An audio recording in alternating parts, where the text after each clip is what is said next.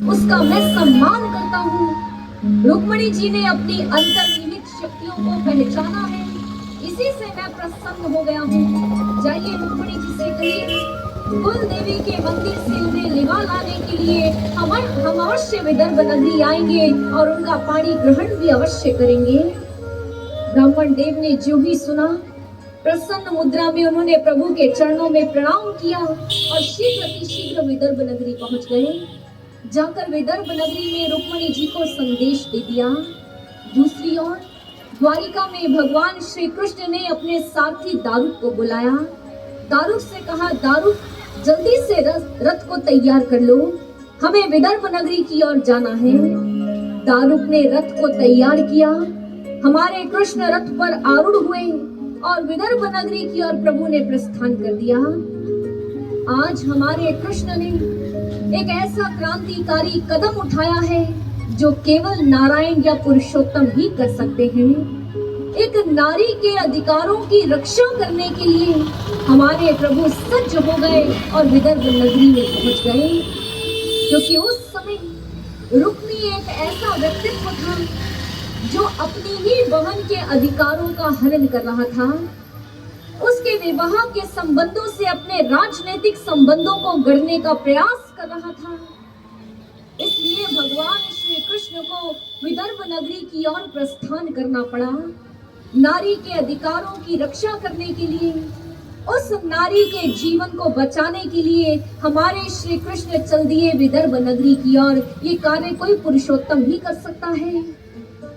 आज इस धरा पर जहां बांके बिहारी कृष्ण मुरारी, जहां हमारे प्रभु ने बारंबार अवतार लेकर लीलाएं की, अफसोस मानव कृष्ण की लीलाओं से कुछ सीख नहीं पाया, अपने प्रभु के आदर्शों को अपने जीवन में उतार नहीं पाया। तभी तो आज समाज की स्थिति दयनीय है। तब एक रुक्मी था, आज न जाने कितने रुक्मी हैं जो अपने संबंधों को गढ़ने के लिए, अपने राजनीतिक संबंधों को पूरा करने के लिए जो नारी पर अत्याचार कर रहे हैं, आज कितने रुक्मी हैं। तब तो एक दुशासन था जिसने द्रौपदी के वस्त्र को खींचने का प्रयास किया। आज तो कितने दुशासन हैं जो नारी के शील को भंग करने का प्रयास करते हैं। आज भी हमें कृष्ण जैसे क्रांतिकारी उद्धारक चाहिए जो नारी का उद्धार कर सके। हर एक वीथी से या कहीं हर एक घर से क्रंदन सुनाई देता है नारी का। क्यों? क्योंकि समाज की सोच बदल चुकी है।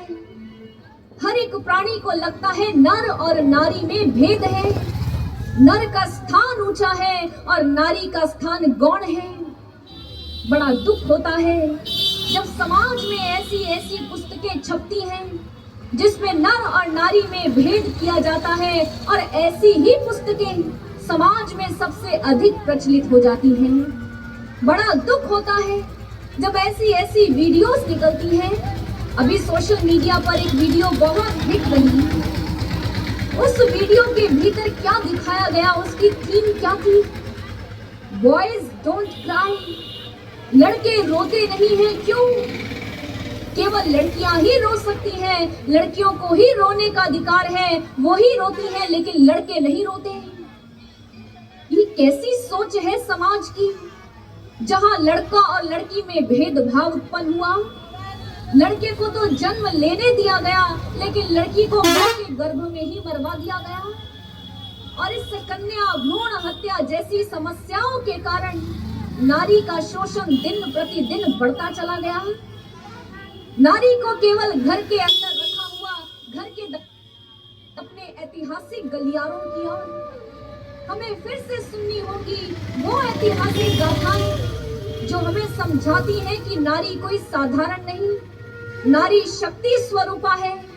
जिस समय महिषासुर जैसा दैत्य सामने आया, तब उसे मारने के लिए जो प्रकट हुई वो कोई और नहीं थी, वो स्वयं नारी थी, महिषासुर मर्दिनी बनकर आई। जिस समय दुर्गम जैसे दैत्य के कारण सब और बढ़े, जहां नारी के शौर्य और उसके सम्मान में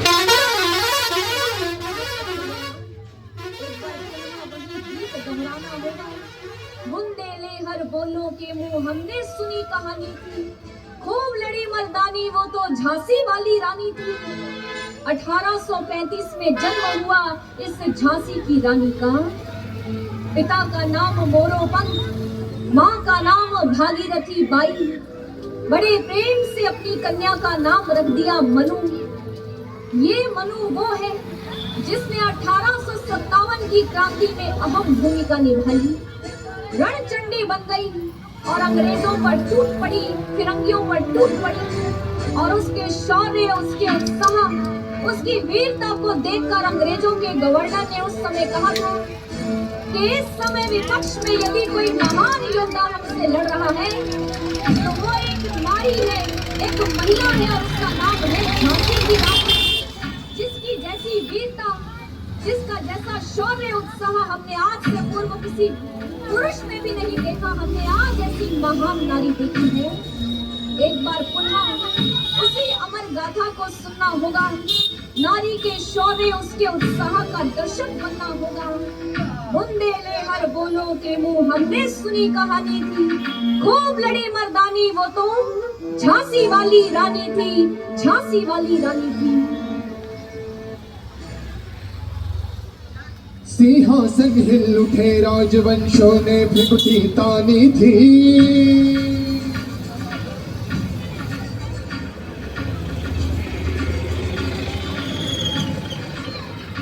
ओ बूढ़े भारत में आई फिर से नई जवानी थी।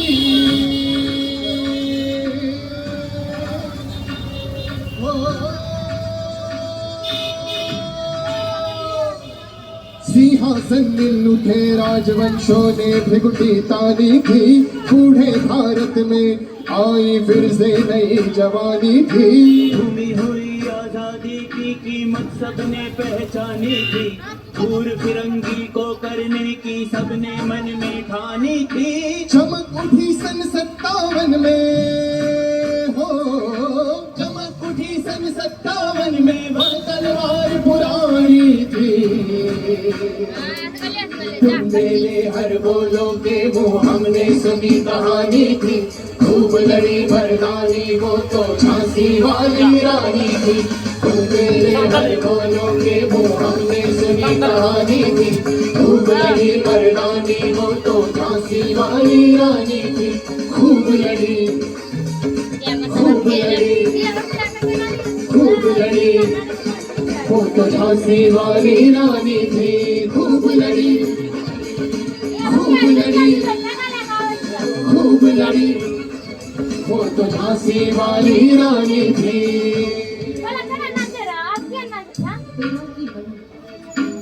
और विक्रे पेशवा बाजीराव की छवि, जिसके बाल्यकाल से कभी किसी खिलौने के साथ नहीं खेला, उसके हाथों में हमेशा तलवार सजी रही।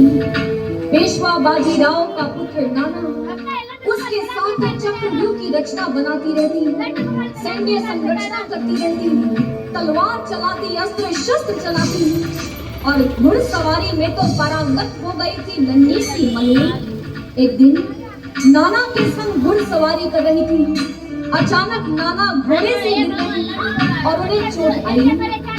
पिता घोड़े पर और पेशवा बाजीराव दौड़ते हुए आए। नाना को देखकर उनके मुख से चीख निकली और उनकी आंखों से अश्रु बहने लगे।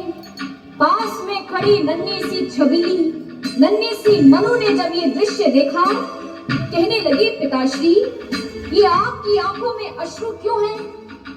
रक्त तो एक वीर की पहचान हुआ करते हैं। काका